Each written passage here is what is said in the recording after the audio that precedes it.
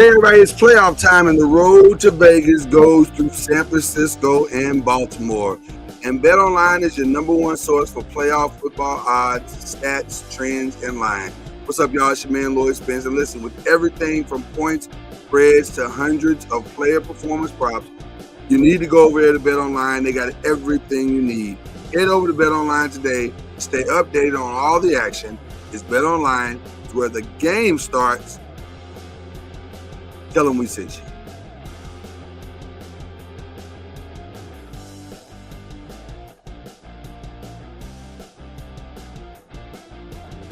Popcorn World.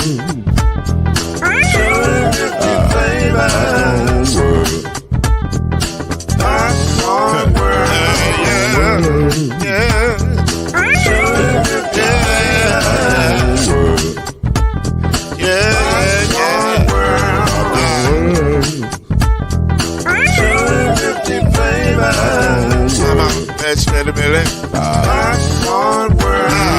Can I make you move now? Yes, I can. So you can get this movement up back in my can. I can make it around the world and it holds in your hand. Popcorn World. 250 flavors gonna make you smile. 250 flavors gonna make you smile. 250 flavors gonna make you smile. I said popcorn make you smile. Ah. 250 flavors. Popcorn World. Popcorn World. Popcorn World. Popcorn World. The Popcorn World.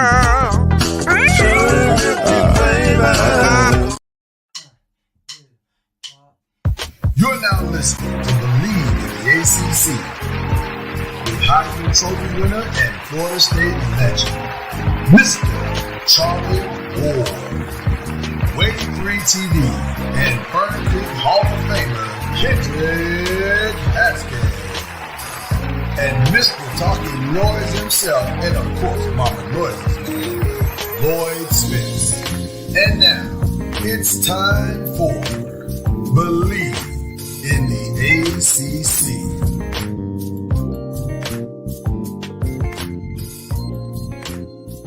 My morning has officially been made because I got a chance to see the great Kendrick Haskins dance in the Popcorn World behind the scenes.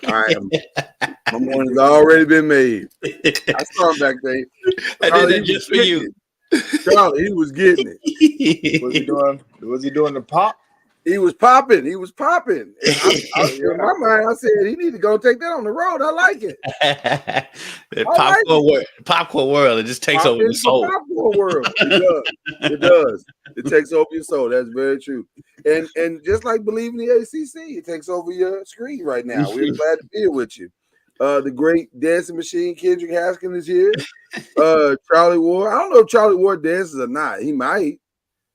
He never danced in the end zone when he scored. I never saw you dance. Do you dance, Charlie?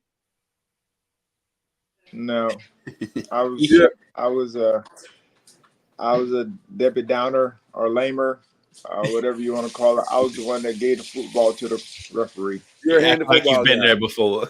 You're Barry Sanders. Here you go, sir. Thank you for allowing me to run this towards you. Hey, thanks for your participation. That's fine. We all got our own thing. It's fine.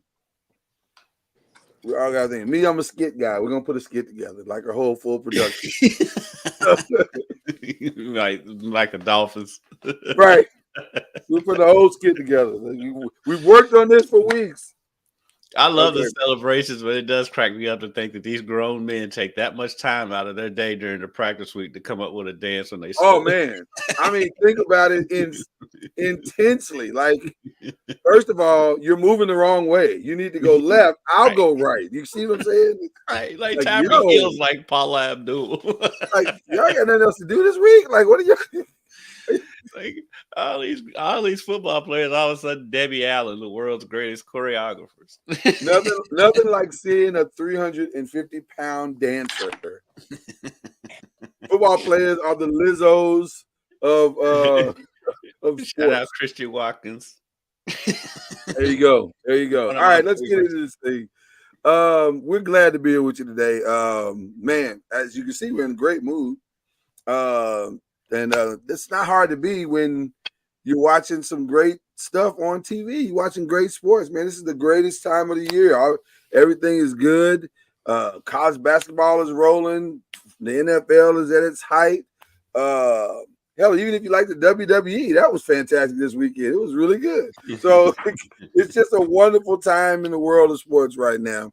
And nowhere else is that true than women's college basketball. Women's college basketball right now is like the 5th season of Breaking Bad.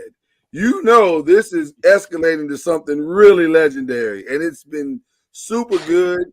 You got a young lady in Caitlin Clark who is playing maybe the highest level of basketball we've ever seen in women's college basketball because she's about to break the scoring record.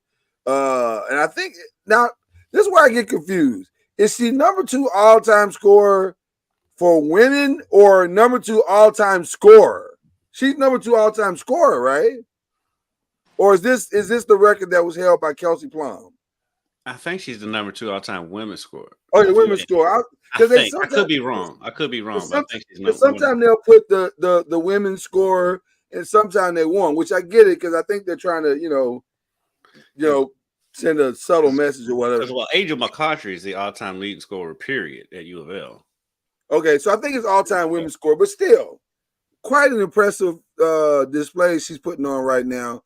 I heard some interesting shade the other day. Did y'all hear that? That Cheryl Swoop said this is great for college women's basketball, but that game ain't gonna translate next year to the WNBA. Did y'all hear that one? I didn't hear that, but come on. That is some interesting. I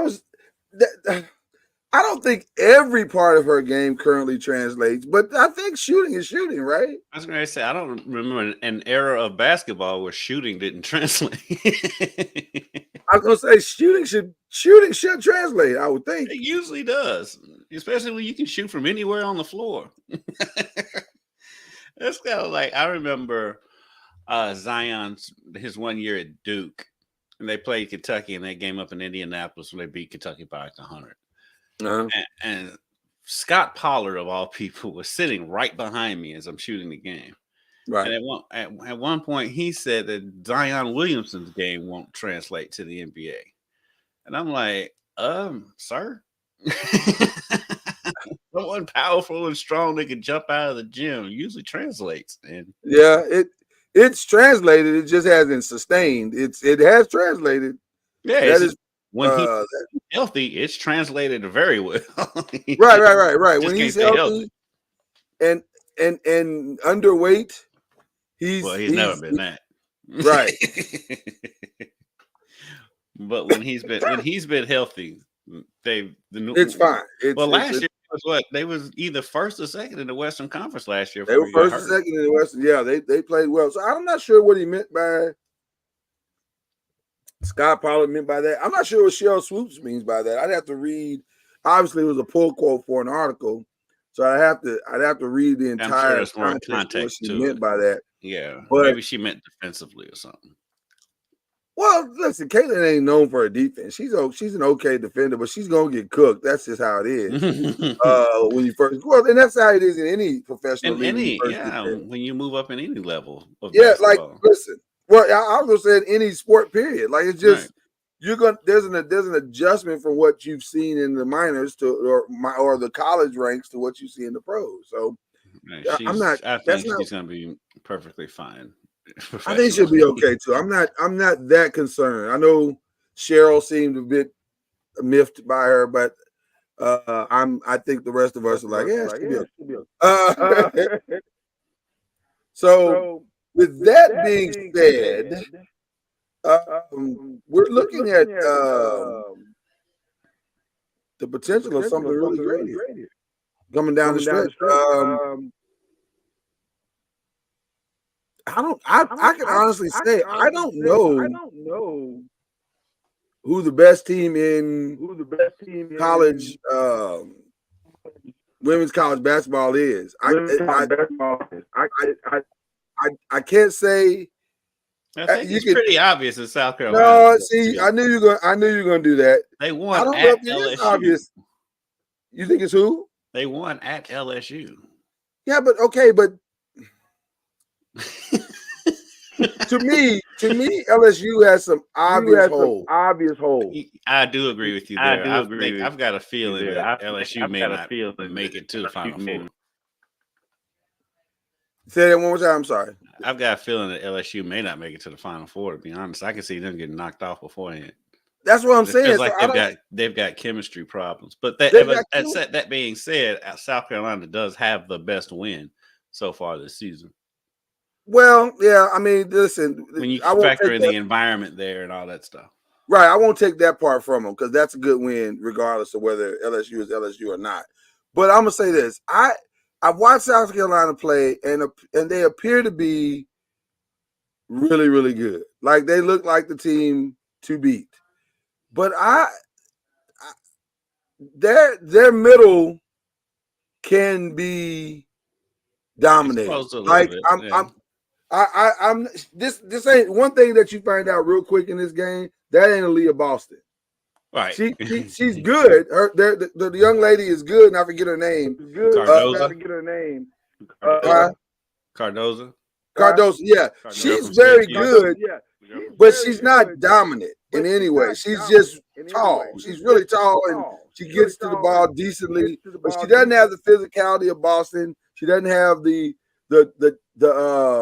does have the touch. I like her touch around the basket. But there's just something that's not quite the same. And when you're tall against weaker opponents, it doesn't matter.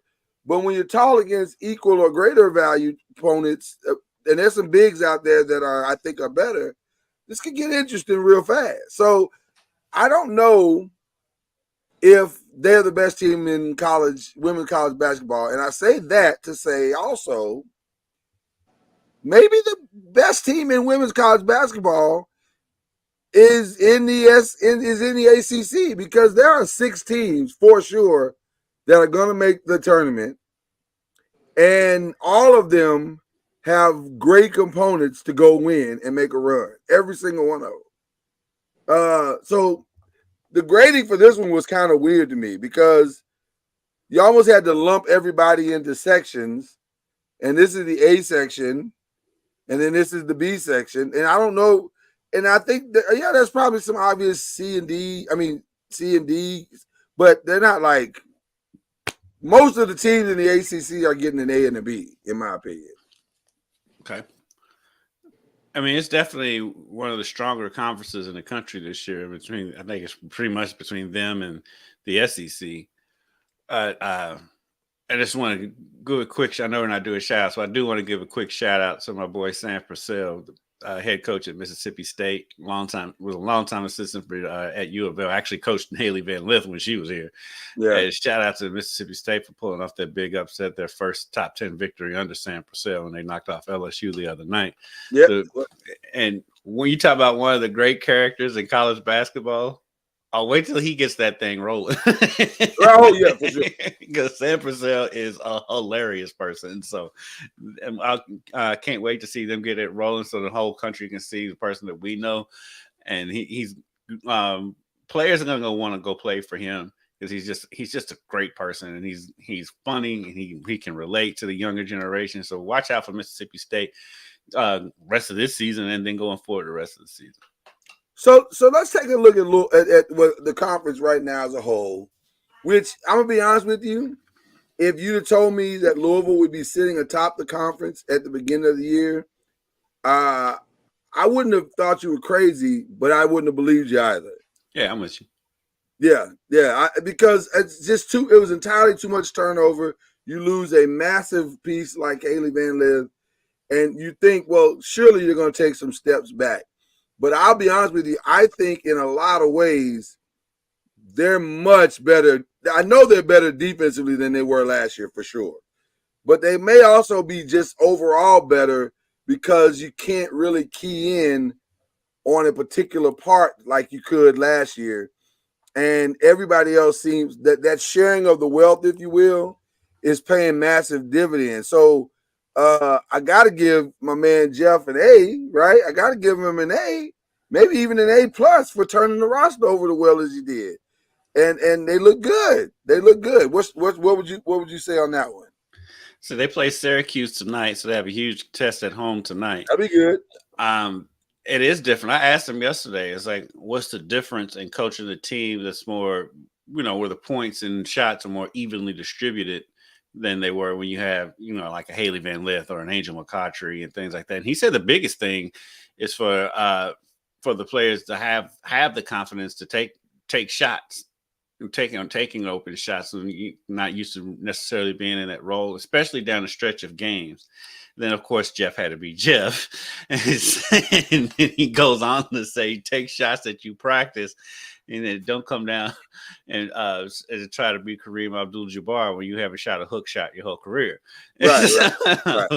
But he loves coaching this team, and like I said, it's a whole different thing. I mean, and shout out to him because you used to Jeff Walls having that marquee player, and they don't have that standout. Yeah. They don't have that standout 20-point a game scorer, but anybody can score for that team. And they've had a number of different leading scorers in games. And Sydney Taylor, she's had her games, and Kiki Jefferson's had her games where she's gone off. And so Kiki Jefferson had a huge game against Boston College last week, and so. I think it does make them a little bit more difficult to guard because you don't know who's going to go off on a given night. And he was talking about Jada Curry, by the way, talking about don't go in there being Kareem if you're Jada Curry. Right. But you know what the elephant in the room of this year's team is, and I hate to be the one to say it, but I'm going to say it. They seem to like each other a lot. They seem to like each other, and they seem to want to be out there to play together. I think they've liked each other. I don't think that's necessarily been a problem. I mean, it's hard to make the run that they did last year if they didn't like each other. But I said a lot though. This is different because I think last year they respected each other, and they knew what they had to do, so they got along enough to play together. This team looks like they go to beer nose together, they've sat in a beer nose and ate pizza. And laughed or they sat in the dorm room together and done stupid TikToks and just like they look like them. You see them at different events together. You don't just see one; you'll see a group of them. I think having that matters though. I think having Mikasa over on the bench does help. That carryover. Coach Junior, how much does that matter that a team has off-court chemistry coming down the stretch of a season? How much does that matter? Or does it matter? I mean, it does. It does matter to have chemistry off the court as well as on. Plays a big part in just how you can talk to one another because you understand where they're coming from. But also, you need to have players. I mean. Right, you gotta have chemistry. It's great to have chemistry, but if you don't have no players that can make plays, really matter. You like each other all you want. Yeah. So I mean, chemistry is good, and that's part of the chemistry is each one understanding what they do well, and their teammates playing to their strengths. If you have a shooter, let's find ways to get her open. Or get him open, not necessarily a play call. I mean, you could do that, but let's find a way to set a flare screen when the ball's on the weak side, or when everyone's eyes on the basketball. Set a quick pin down. If you have if someone's supposed to be rebounding, that's what they do well. I mean, you need to go to the offensive glass, consistently. And just trying to find what I mean by we have a thing now called a 9 to 5 and 5, which is, the 5% is what you do with the basketball. Most times, this was Billy Donovan. I think it's Billy Donovan that came up with this. No, it wasn't Billy Donovan. Who's the coach at Florida for a long time? Billy Donovan was in the pros. Yeah, Billy Donovan. Oh, Billy Dom. Yes. Yeah, it's Billy. So Yeah. he was doing a podcast, or he was doing an interview, and he was talking about the 9 and 5 and 5 and how the 5 dominates. The basketball. I mean, dominates the mindset. Mm-hmm. If you're not, you don't feel like you're in the game if you don't get a shot or if Right. you don't touch the basketball, or those types of things. That's the 5%. But the other 95%, setting screens, rebounding, diving on the floor for loose balls, taking charges. That's the other 95% of the game. But most times the 5% of the game dominate the way you run back.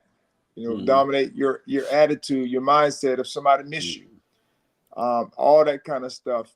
And so I think that's what chemistry is being able to navigate those 95%, because the 5%, I mean, it is what it is. Of course, you need people to score, you need people to rebound and do all those types of things, but they don't see rebounding as getting a touch on the basketball. Like, hey man, that's a good way to get a that's touch. literally what you're doing.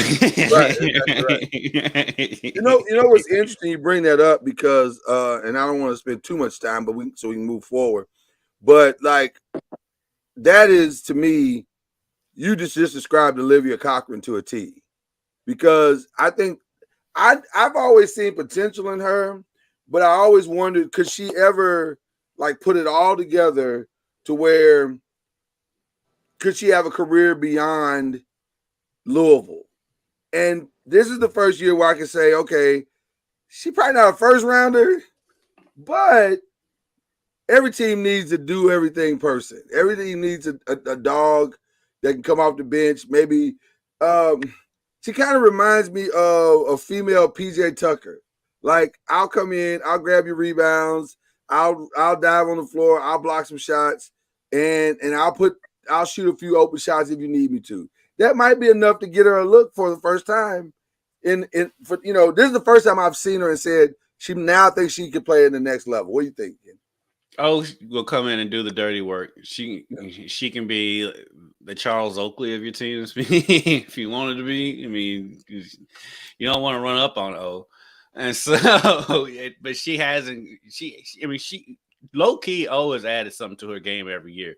She has. She really has. She added ball handling last year. This year, she's stepping out, making about the 15-foot jumper. She made a couple of those the other night, and when she doesn't get as much credit for adding to her game as other players would, but she does, and I do think she can play at the other level. She's an undersized big, and she may need to add a little bit more to her game as far as range goes, but she can get in there and she can bully her way in there and getting rebounds and getting steals and like you said, diving on the floor and doing all the stuff that a lot of players don't want to do. Her Louisville equivalent is probably Montrezl Harrell, probably. Yeah, I can see that. Without the dunking. Yeah, of course. But I can see that. Yeah. So interesting for them. Same thing could be said about Virginia Tech. Virginia Tech is exactly who you thought they were, and and arguably who they've always been, which I don't know if that's good or bad, because last year that got them to the Final Four. So I don't know if they are who they were, then that's not necessarily bad. They haven't taken any steps back, but I do wonder if they've taken steps forward, because they're being led by the same two people they've always been led by, Elizabeth Kitley and Georgia Amore, although I think Amore is better this year than she was last year. I think she's smarter this year with the ball than she was before. Up in her game to 7 assists is amazing. 17-7, damn good play. Like, that's pretty impressive. But I'm curious to know if they're increased their game enough, in you guys' opinion, to not just get to the Final Four, but to complete the mission. From what I've seen, I mean, I don't think they're there. And I know they're 17 and 16-4 right now. So not too many teams to beat them. Right. Like a few of the top tier teams in the ACC. But I'm still just not sure. There's something missing in it, Charlie. Yeah, I mean, they're relying on her a lot. Yeah, which is, I think that's normal for the women's game. Like, one, two people you have to rely on because you may not have that depth. But I don't know. They just don't seem like the same team. And then again, this is like almost mid-season or on the cusp of being over the top mid-season, and you can hit your stride late. So it'll be interesting to see how they finish out this which is ACC ironically what season. they've done the last 2 years. Like, they don't wow you in the regular season, but then at the end of the season, something clicks and then it just works. The I don't know, the seeding paired to the whatever, I don't know, it just somehow comes together. But you're right, Charlie. They lean heavily on their top 3 players, which is Keatley, Amore, and is her name Eck? Matilda Eck, I think is her name. EKH I can't pronounce the last name, but I think it's Eck. But they're the bulk of the scoring on that team, and that's kind of how they've survived throughout the season so far.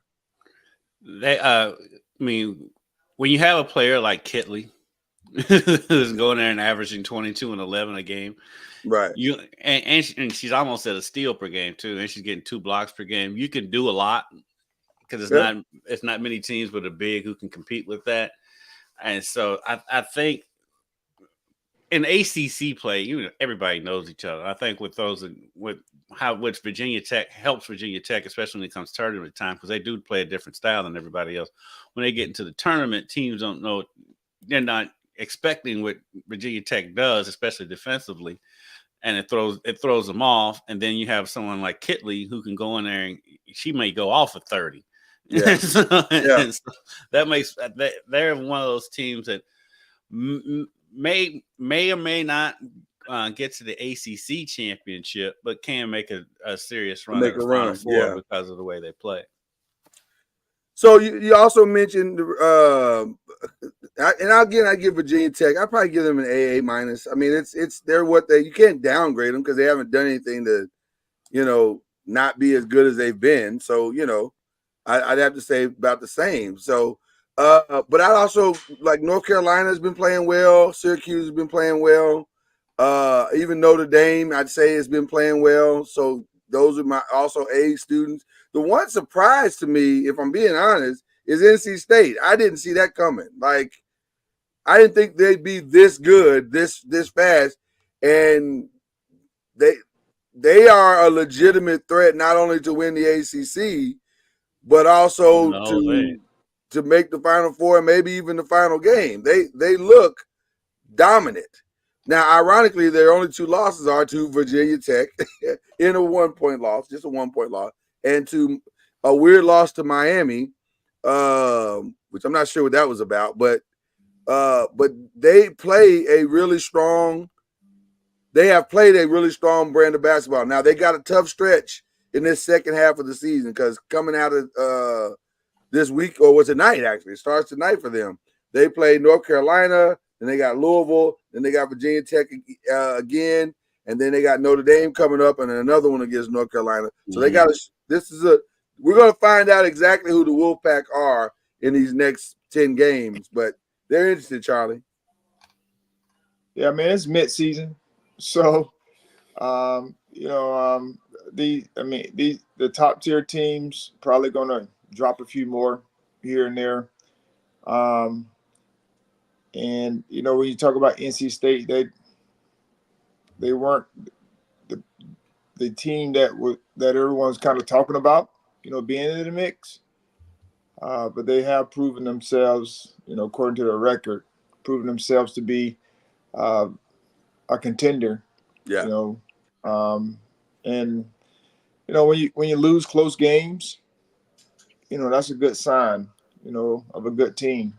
And you're going to have some, bloopers here as far as, you're looking at bottom tier team and you end up losing that game. Those things do happen on occasions, but they've been able to minimize that that type of those types of games. So they could definitely be a contender. But like you mentioned, the stretch that they're coming up on will kind of help show us what That was a devilish grin, made of. Charlie. Charlie, that's a devilish grin. Is that your way of saying that exposure may be on the way? It feels like Yeah, No. I'm just saying they got a good team. They got good teams that are going to be playing here coming up, and we'll see how they fare. Yeah, maybe they do. I mean, I'm just going back looking at their schedule. They do have some big wins. I mean, they beat UConn. They blew out Colorado, and so it was very good. Yeah, and so like they said, the only real head scratcher is that loss at Miami. But just if you dive into the ACC standings, nobody's really losing at home. Right. So nobody's doing great on the road right now. I mean, looking at the away records, I mean, I think the best away record is Louisville, Syracuse, and NC State, and Notre Dame. Notre Dame 7-1 on the road, but I think NC State is legit, but we're gonna really find out this coming week because, like I said, 3 out of the 4 are ranked teams, and the one that's not ranked is a road game at Pittsburgh, and so we'll find out a lot about them in the coming weeks. I'll say this: they lean very heavily on their backcourt. Isaiah James and Sanaya Rivers, they almost combined for 30 points by themselves, and so like 30 points and 10 rebounds and almost 7 or 8 assists. So they need them to play well all the time. Huh? Where did the Rivers girl come from? That's a great question, Charlie Ward. Let's see if we can do a quick deep dive because I'm not sure what her background is or not. She's homegrown, North Carolina. But what school did she attend first? I don't know. I don't know. I'm going to go out on a limb, given the previous history of young Coach Junior. She went to Florida State first. I'm just going out on a limb. I haven't looked at it. Oh, she's a South Carolina girl. She came from South Carolina. She came from. She's played under Don. She came from. Exactly. I wonder why she left. Well, because she played as a freshman or something, whatever it was. She played a little bit, and you kind of saw flashes, very athletic stuff she's doing probably today. Yeah. But she wasn't going to play at that time, she wasn't going to play as much as she wanted. Gotcha. But because they're deep, they're a deep team, and so she ended up leaving the championship after the championship. I want to say she was a freshman when she left. She was. And went to NC State. But I always thought she was, when she got into games, she was very good. Solid. She just didn't get enough. She didn't get a lot of time. But she would have probably been their starter there at South Carolina, not by now. But she wanted to branch out and be the superstar, I guess. It doesn't appear to have hurt her. Like she's trending in the right direction as far as and she still got one more year. So I'm not saying it hurt her. I'm just saying that's where she was. I bring it up for a specific reason, Charlie, because you know how we have collectively talked about transfers on this show. It sometimes it's because you don't want to compete, and then sometimes you probably need to make that move because it's prudent for you to make the move. This one kind of feels like you may have made the right decision because she may still be sitting the bench if you look at what South Carolina is running out there right now. I don't think so. You don't think so? Okay. No, I think she would have probably been in the starting lineup at this point. Okay. Because of her veteran leadership. I mean, she was going to be one of their main guys. She was, like I said, she's showing what she's capable of doing. And so this just gave her a better opportunity to showcase her overall skills. So maybe this is a little impatience. She may be a little impatient. Yeah, I mean, most definitely. Okay. It's very similar. I know we talk about transfers, but it's very similar to someone who was getting some time on the field or the court or whatever the case may be, but they wanted more. They wanted more time. They weren't going to be patient enough to stay at the school they were. They're going to go somewhere where they feel like they can be an asset right now in a different way. And so, I mean, it's to each his own, but for her and anyone else, I think she's taking advantage of it because now she's one of their main go-to people. So she's capable of doing it. And as we see, she's doing it well. And then the number 5 team in the nation right now. So, I say one thing that scares me just going through their stats for them is their assist to turnover ratio is not good. Yeah, it's not the greatest. Averaging just under 15 assists, but also averaging 13 and a half turnovers a game. And I think the next Nia Rivers is getting almost 3 steals a game. That's crazy. Yeah, I think the next 2 teams are gonna push them harder than they've probably been pushed all year. They've got to protect the ball. They got to protect the ball. I want to ask you both a question. If the season ended today, would you give Hannah Hidalgo Player of the Year? 24 points a game, 26 rebounds, 5 assists, 5 steals. You can't stuff the stats better than that. As an individual player, that's about as good as it gets. And she's got her Irish women's fight. Do they call them the women's fighting Irish? Or they just say fighting Irish? They're just the fighting. But they got them at number 14 in the nation right now, and I won't say almost single-handedly because honestly, Sonia Citron she's right there. She's got 18 points a game. She's giving you, 4 rebounds, 2 assists as well. They got a solid backcourt as well. But I don't know if anybody's playing the PG better than Hannah Hidalgo right now. I'm just amazed. I mean, they got swept by Syracuse already. I don't know what their size is. I don't know what the contribution. And I'm not knocking Syracuse, but we were just talking about how hard it is to win on the road in this conference. Yeah, and they dropped one by 14 points to Syracuse. But I think that to me that's probably they're guard heavy. Notre Dame is truly guard heavy. Super guard heavy. Yeah. So if they're guards. And that's where they want to beat you. They want to beat you off the dribble and shooting and the whole nine, which I understand that. I just don't know if their inside presence is as strong as it probably needs to be. So that's what's going to be interesting about them tournament wise. Go ahead.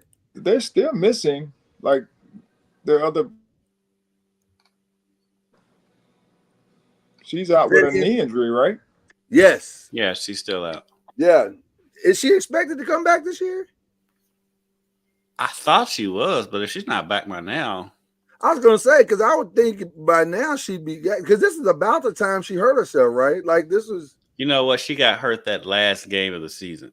Oh, was it the last game? It sure was. It sure was. So she's not in her year yet. She's not technically at her year yet. All right. But you know what? If you're Notre Dame, do you mess with it? Like, I mean, I know how good she is. In fact, she's incredible. But they got a good thing going. Like, do you mess with the chemistry? Do you mess with the continuity that late in the season? Charlie, I mean, you got one of those transcendent players. Do you mess with the continuity that late in the season? I don't know. I think they're both point guards in a sense. Right. So it would be, I don't know how they will work it out when she gets back. How that's going to work.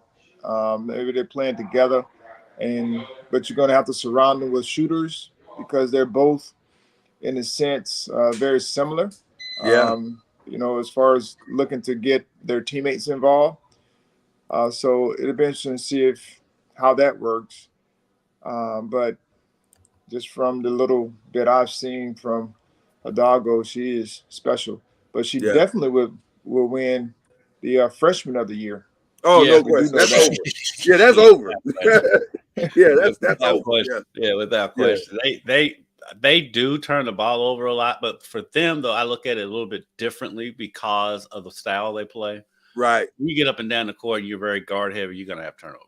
You're gonna have to turnovers, yeah. And so I look at it a little bit differently. It's still bothersome that they turn it over 15 times a game, but I mean, when you're out there, when you shooting threes like they are, They shoot at a high clip though. That's Chicago's at 39 and Citron's right at 40% from behind the arc. So they got 4 players above 30% from three. So I think they're gonna be okay. They're a sneaky tournament team because just like you said about Virginia Tech, that style of play in a 1-game scenario, that's really hard to prepare for.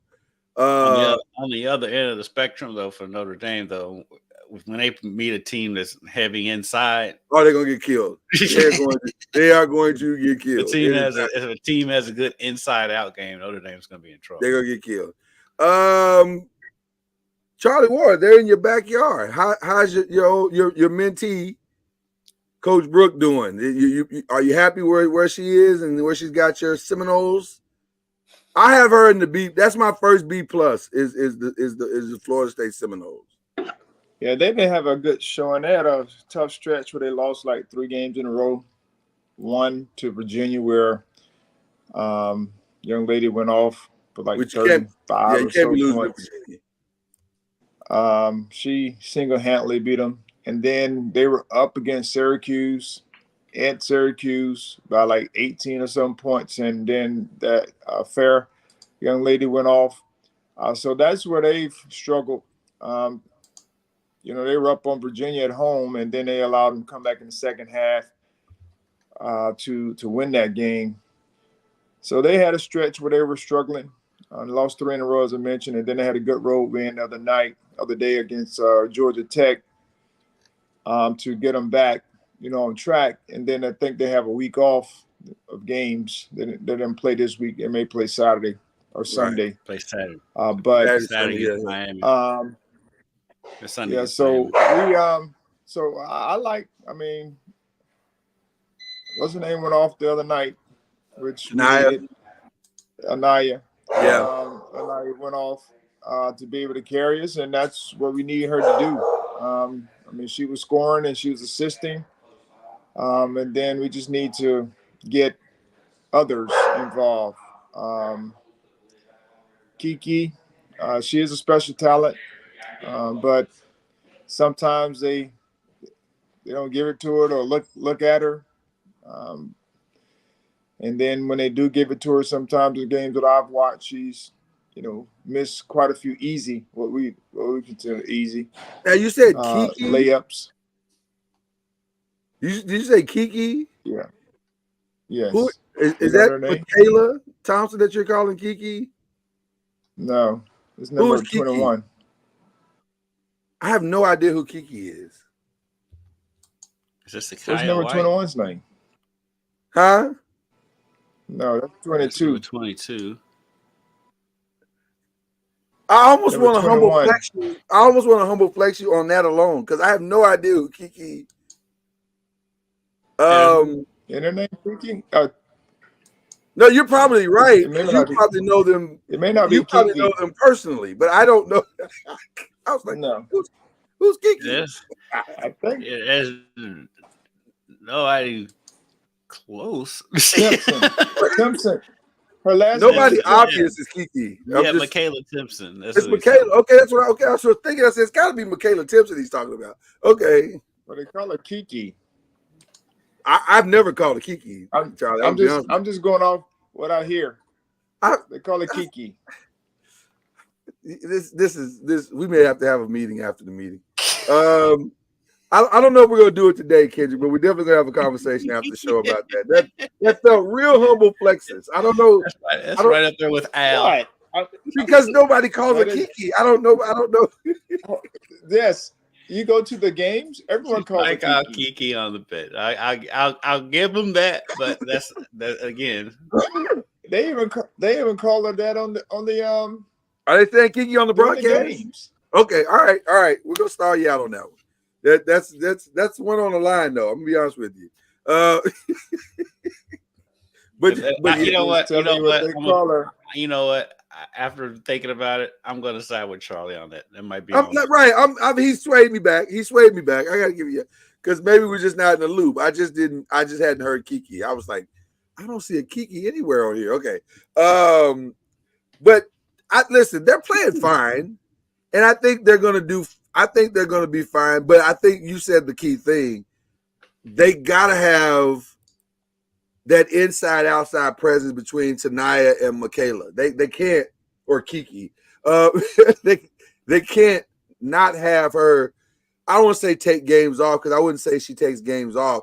But Tanaya, I don't know if she feels the pressure of what is going on and what they're asking her to do, but she's got to embrace that and just be who she is because she can score on anybody.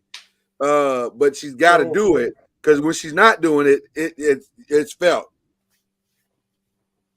I mean, we need the Jetty to be a 3-point threat. Sarah consistently. Bajetti, yeah. You know, can't be hit or miss on games. We just need everyone to play their role well. And I'm sitting there looking at their schedule. They play Miami at home, at Pitt. They play Notre Dame, at Wake Forest, at Miami, Boston College, and then at Louisville. And so that's not a bad schedule coming down the stretch. Say it again. That's not a bad schedule coming down the stretch. There's you could pad the win-loss column relatively well if you play to your potential if you're Florida State. So that's what I was getting ready to say. We can't have any more slip-ups, right. Like Virginia, where we lose to someone that's, at the bottom. But, between Notre Dame and Louisville, those are the two teams that could be toss-ups. What do you think about the Duke the loss? Rest of them? What do you think about the Duke loss? That was one that you just have to chalk up as they played really well. We didn't play well at all.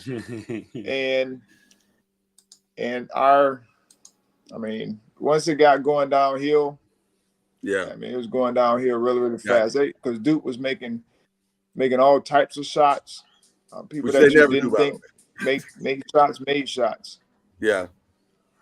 Without being too dramatic, could that been the rock bottom game for them? You know what I mean? It's like, okay, because there's that ended the 3-game losing streak. They won the very next time out because it could have been a thing of where things weren't clicking right and they finally hit rock bottom. Now they're bouncing back up being back to where their potential is. Yeah. I mean, potentially. I mean, you kind of need those. Every team kind of has one, whether it's a blowout or a tough loss where you were leading by big and then you end up losing that game. Everyone except for South Carolina, it seems. But everyone else has those types of games where, you feel like you should win those games in some form. But I could say that. I mean, they had to rebound and refocus, especially against Georgia Tech to get the win. It was a good win for them. Then they had a week off, as I mentioned. So hopefully they can finish this stretch, at least losing one or two of the last, was that 6-7 games? So to finish the season going into the ACC playoffs, tournament. Mm-hmm. Well, I'll say this: as far as the rest are concerned, we mentioned Duke here. They should cherish that Florida State win with all their heart because their games down the stretch is brutal. It is. They may have the hardest stretch coming up. They got Pitt away and Wake at home, but then after that they got UNC, Virginia Tech, Notre Dame, Syracuse, North Carolina State, and then North Carolina again at the end of the season. The schedule makers did them no favors whatsoever, and they may go from a fringe bubble team that could possibly get in to not even having a shot to get in at all. Like it's a bad stretch. Or they could go on. This is a run if they can win out, which I know is asking a lot. They could be number one seed in the country. Be a number 1 or 2 seed. Right, number one seed in the country. Right, if they could win out, it'd be amazing. But that's rough. How many of those games are at home? Huh? Let's see. Did you say how many of those are at home? 2, Is that what I heard you say? 4. They've got 4 home games left. So against the ranked teams, only 1, 2. 2 of the ranked team. 2 of those ranked teams are at home. 3 of those ranked teams are at home. If they could split it and then win the ones they're supposed to, you might reward them in the bracket or in the tournament just because they did that. Like, you know what I mean? They've got 5 home games. 1, 2, 3 of those are against ranked opponents. 3, 4. 1, 2, 3, 4, 5. Yeah, 5. And so they play much better at home, as we've witnessed. Yeah, they're like 4-0 in the conference, I do believe, at home. So they have a chance, against some of these ranked teams that we consider one of the top in the ACC right now. Yeah, but they do have a couple on the road that could be bugaboos. But it's at North Carolina, which is a robbery game. Yeah. At Syracuse, the jury's still out on Syracuse. I know they're in the top tier right now, but I just don't know, if you slow that top guard down fair. Yeah. What will they be? And I think teams may start to figure that out. If they can slow her down and limit her production from a scoring and facilitating standpoint, who are they? And so that's going to be interesting to see how they finish.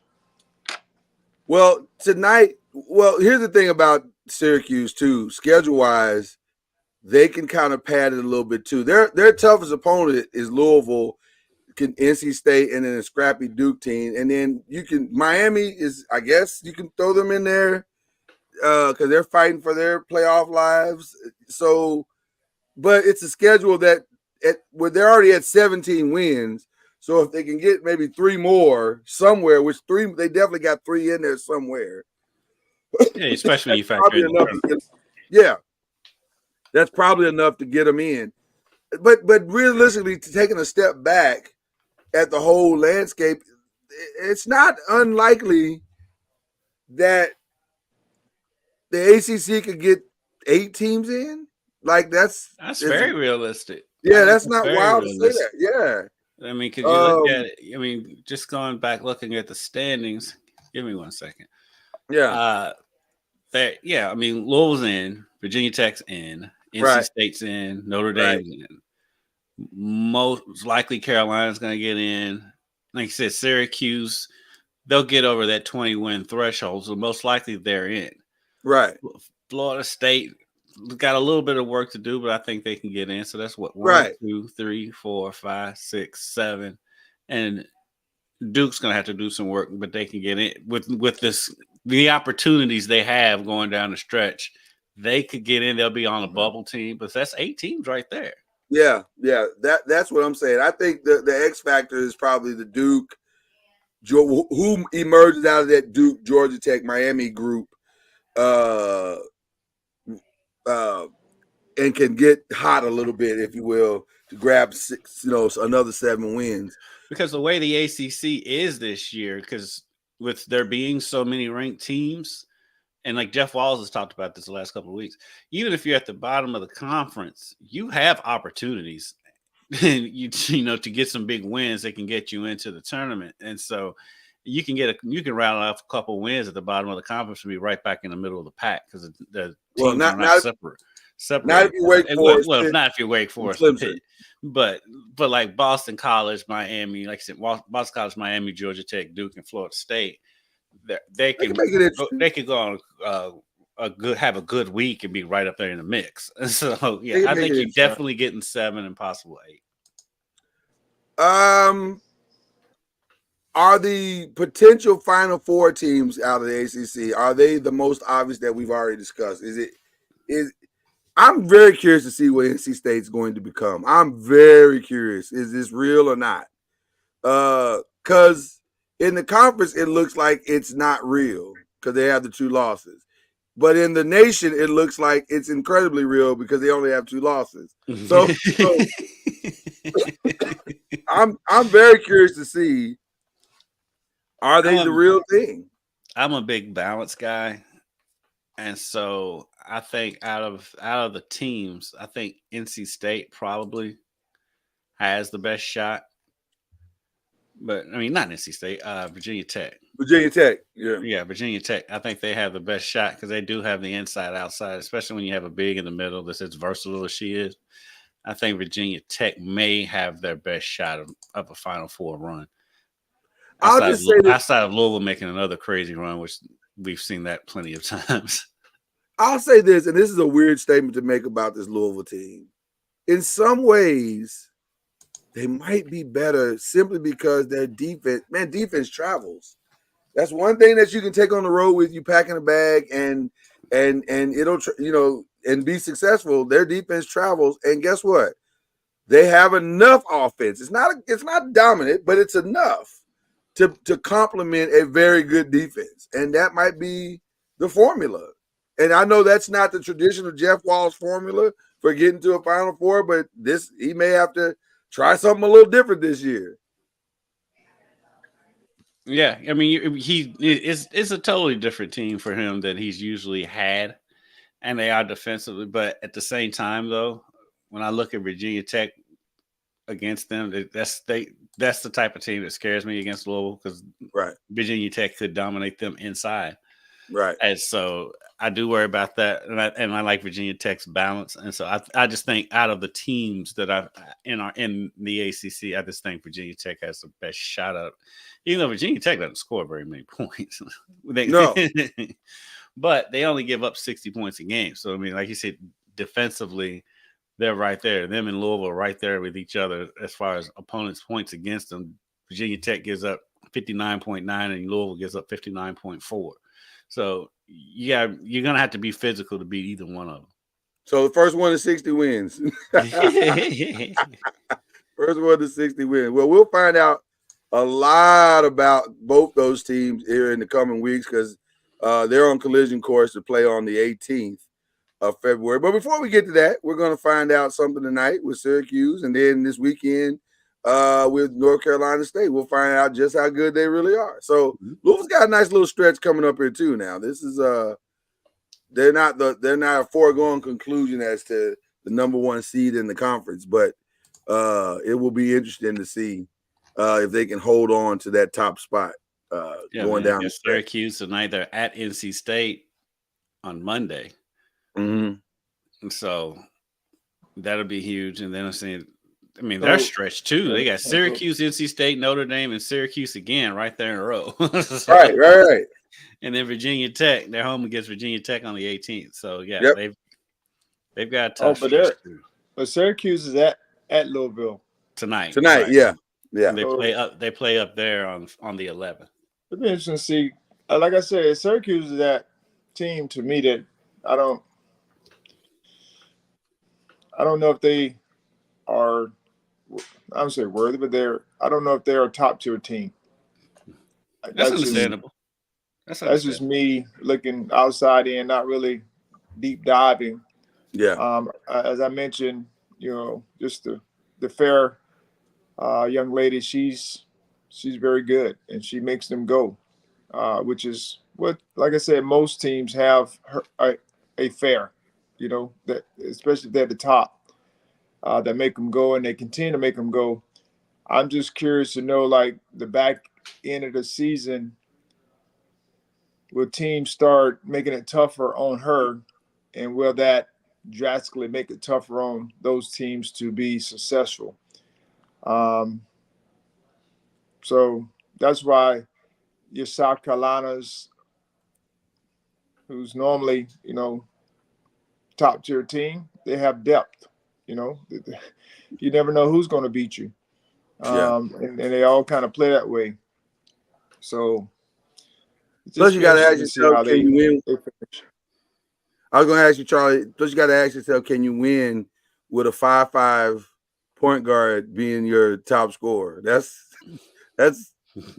you're asking a lot. I mean, no disrespect to Daisha Fair. She's played phenomenal. That 20 points a game is clearly legitimate because she's doing it. She's averaging it, but she's a trap away from them not scoring at all. And the better teams, that's what you're going to do because she's the bulk of their offense. Yeah, Louisville's going to pressure her. And it's going to be a long night tonight.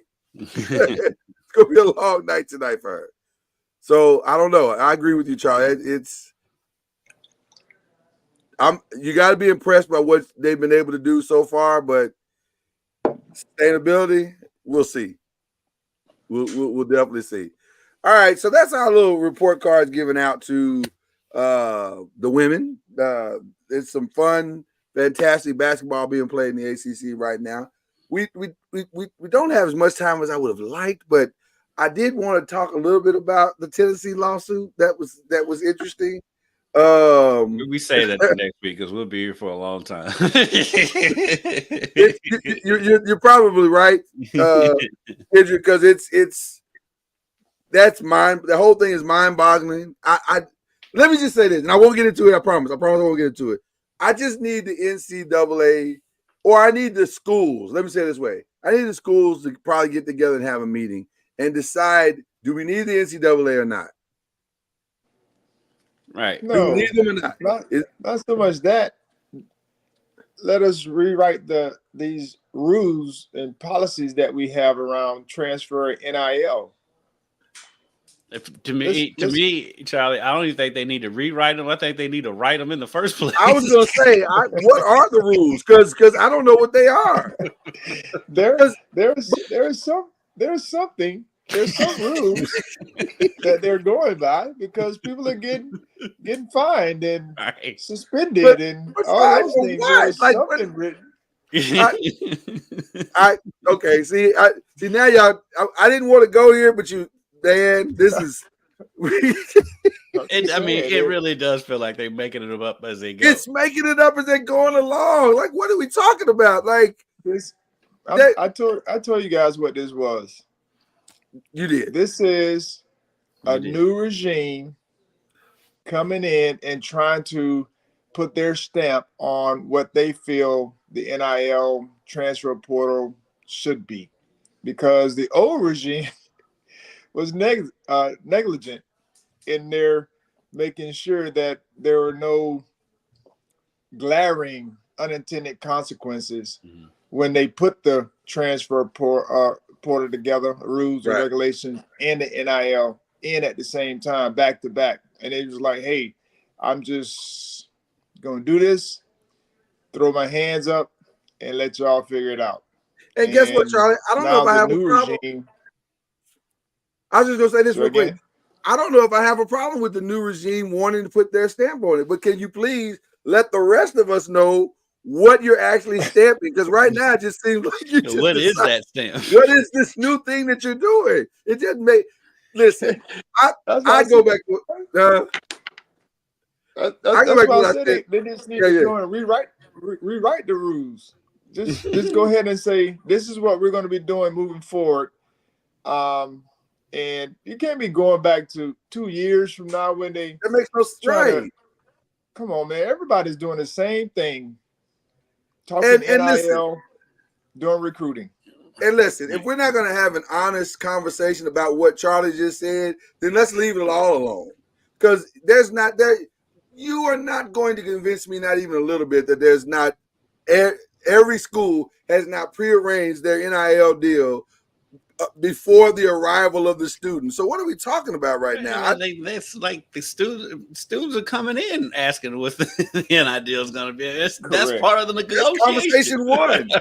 That's conversation one. Like, what are we talking about right now? Especially the higher the recruit is on the rankings. I mean, that's what the deal is. I mean, I just feel like, by the way, shout out to the Sanders boys who just paid for their dad's new house. So let's stop. Can we just stop real quick with all the retroactive? Can we stop with all the retroactive stuff? Like, what are we talking about? We're not having real conversations. That's the frustration I'm having with the whole thing. But shout out to the Sanders boys for loving their daddy so much. But come on, I'm just saying it's so weird. They bought their dad a house. What? Wait a minute. What? Yeah.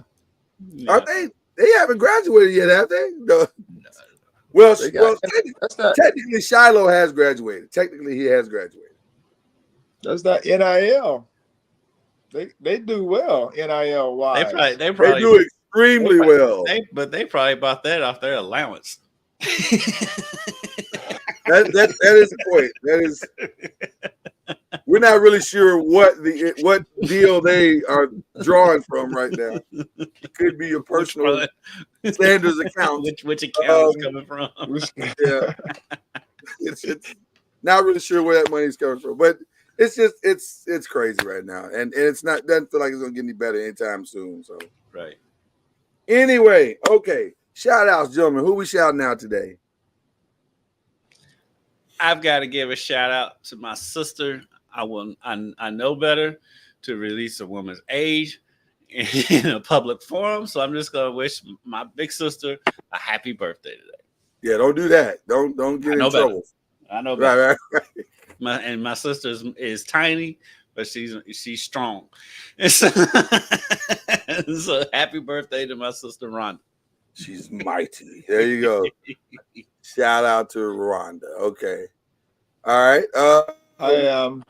We'll give a shout out to our daughter Hope. Opie. She made the dean's list last semester. So shout out to her for her hard work and dedication. And just very proud of her. And that was a Charlie Ward humble flex. But in a good way, though. As a Hopi humble flex. Okay, that wasn't a bad one. That was right. That was a good one. That was a good humble flex. She more than earned that humble flex. That was awesome. Yeah, she did. Yeah. She gets that from her mom. That's her mom's side. That's not me. That's all mom. Okay. Yes. I want to give a shout out to my daughters, and this is like a preemptive shout out. Like they study the field of anime, and they're two Black girls who have decided that that's what they want to do for a career. So they study animation, this and the other. And this weekend they're going to their first ever Comic-Con together. And they're really excited. I'm excited for them. And you should see the energy of the house. It's very, exciting here. Are they going in costume or? They're all in. They're cosplay. They do the whole bit. And I'm gonna tell you something. Over the past 5 years, I've had to educate myself on this, and it's actually really a fascinating world. Because at first I thought they were just weirdos, and what is this all about? But as you dive into it, especially from their perspective, they have a true understanding of this world and what it can be. But also, this is probably not a word, but I'm gonna use it as a word. The lucrativeness of being able to follow into this field. Lucravity. I was gonna say lucravity, but I wasn't sure that was a word. I'm not sure either. It sounded good. But it sounds good, doesn't it? Lucravity. But they understand how to turn this into something. And I see their artistic creativity blossoming as a result of it. So it's very exciting as a parent to see them diving into a world where young Black girls don't necessarily go, but they're doing it, and they're doing it at a high level, and they're truly committed to it. So it's very, very fun to watch them fall into this zone of genius. So I'm excited about it for them. Now I will not be joining them, though they've asked several times. Yeah, you should come with us. I can't come with you. The last thing you want to see is a 6'4" black man walking through dressed up like a gnome. Like I don't think that's my role. I think I'm supposed to stay out of that. Right. That's not what I'm supposed to do. I'm supposed to support you. And by the way, they will be starting this here in the next week or so, a new podcast. Let me give them a shout out for that as well. All right. An anime-based podcast where they review black girls reviewing anime kind of thing. So that should be interesting and fun. So I'm excited for them. So shout out to my babies. There That's awesome. Yeah. Caleb likes anime. Is that right? Yes, he does. It's actually way more popular than people think it amongst all cultures. Like I didn't realize popular amongst all cultures. I mean, it's not just it's super popular amongst all it's cultures. super popular. I'm like I said, I came in very ignorant and I thought it was just a very small sect of people. It is not. I don't know much about it either. I'm ignorant about it either, but I do know it's super popular across age ranges. Oh, it does not matter. It's all over the place. Yeah, one of my best friends I grew up with, he's big into anime. So yeah. And the other thing I discovered, I personally, obviously, I didn't realize this, but a lot of stuff we grew up on it, Charlie and Kendrick, G-Force was anime based. They had no idea. Yeah. I was like, "Oh, that's considered anime?" And I was like, "Yeah, that's anime," because it's the same companies and different stuff like that. So it's interesting. It's very, very interesting. So shout out to my babies. Okay, all right. So that's it for this week. We've had a good time. I hope you have too. We will come back and do it all over again. We didn't want to depress y'all with Lamar's thing. That was, I mean, you know, they've beaten him up enough this week. So they couldn't wait. As soon as that clock hit 0, here come the pitchforks. Oh, it was. I kind of took a week off this week from watching TV because I just didn't want to hear the false vitriol of it's all his fault and he's a choker and this, that, and the other. The good thing for you is Get Up has been on Dak Prescott watch since Wednesday. It was, I mean, I literally just turned in my head. I was like, I'll Get Up is talking about it's the Cowboys, and I literally turned around and looked at TV, and the lower third said, "Is Dak being treated unfairly in Dallas?" So they're not talking about the Super Bowl. They're just talking about the Cowboys. Isn't he scheduled to make $59 million? Yes, and it's nothing they can do about it. I'm just saying. We should all be treated so unfairly to make $59 million. It's nothing that they can do. But he's got he won that last negotiation because he has a no trade clause, and he's gonna get that money. He's getting $59 million some way, somehow. So what are we talking about? Right. So why are we talking about that before the Super Bowl? They're not even talking about the Super Bowl. You got to fill up 2 weeks. Hey, it's either Dak Prescott or Taylor Swift, so you got to figure out something. I'm gonna go out on a limb and say there's some stories that they could tell. There are some. They just, you got to fill up a week and a half. So as a long-suffering Cowboys fan, I get why everybody hates Dallas. All they do is talk about it, but it's not Dallas's fault. No, it's not Dallas's fault. Not Dallas. Can't blame Dallas for that part. All right, people. We appreciate you. We'll see you next week. That's Kendrick Haskins over there. It's the great Charlie Ward, who is not only coaching great basketball players, but coaching kids to the dean's list. That's impressive. That's his most impressive coaching job. That's his most impressive coaching job by far. Put that on the wife. Yeah, that's all her. Well, assistant coach. Assistant. Should I give you an assistant? Charlie's a trainer. Yeah. Whatever the lowest supporter. That's me. I love it. We'll see you guys next week. You've been listening to BLEAV in the ACC with Charlie Ward, Lloyd Spence, and Kendrick Haskins. Please like, follow, subscribe, and share from the Noisemakers page on Facebook and on YouTube. And you can also listen to us on Spotify, Apple Music, iTunes, and wherever podcasts can be heard. And join